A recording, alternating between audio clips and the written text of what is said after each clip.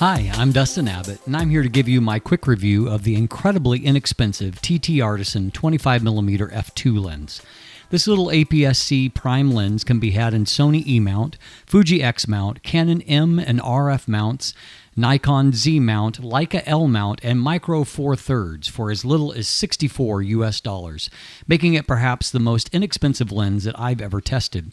Unlike the 50mm f2 I recently reviewed from TTArtisan, the 25mm does not cover the full frame image circle at all.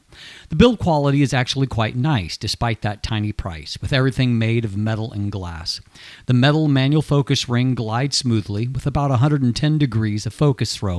The aperture ring is tiny and a little hard to find by feel, but it moves nicely enough once you find it with detents at the full stop positions. The lens is only 59mm in diameter, leaving a tiny 43mm filter size, and just 31mm in length, though it will extend slightly as you focus towards the minimum focus distance of 25 centimeters.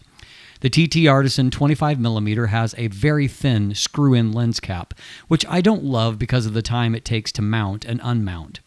This is a manual everything lens and has no electronics and no other features beside the rings. It weighs in at 168 grams on my scale.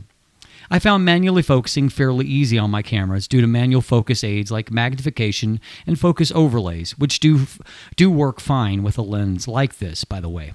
Manual focus requires a little more deliberation, but mirrorless cameras are much more accommodating to manual focus, and you can easily get accurately focused results. The optical formula is a simple 7 elements in 5 groups, and you can see from the MTF charts that performance is a bit of a mixed bag.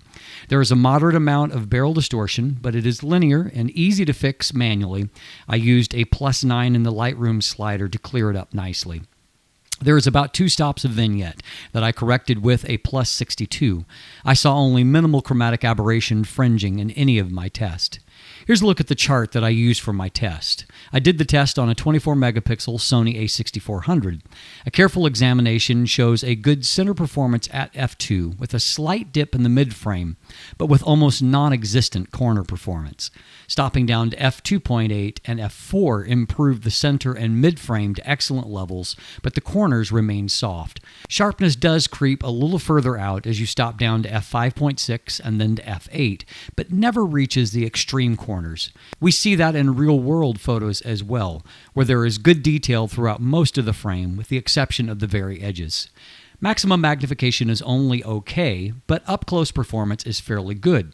You can get some nicely blurred backgrounds at f2 if you're close to your subject. The quality of the bokeh blur is not particularly soft, however. The TTArtisan 25mm is very flare-prone, with both a loss of contrast and some very strong ghosting artifacts if the sun is right out of the frame. This can be used to artistic fashion, as in this shot, but this is a definite optical flaw.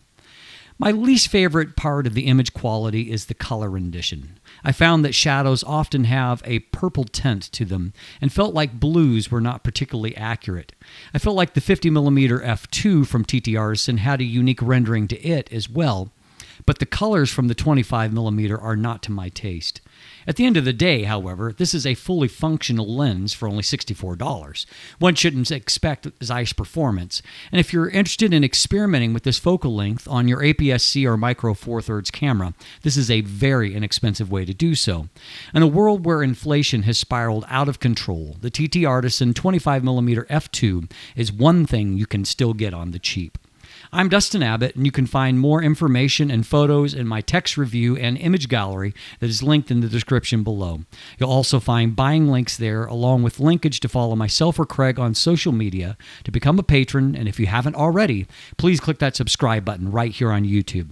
Thanks for watching, have a great day, and let the light in.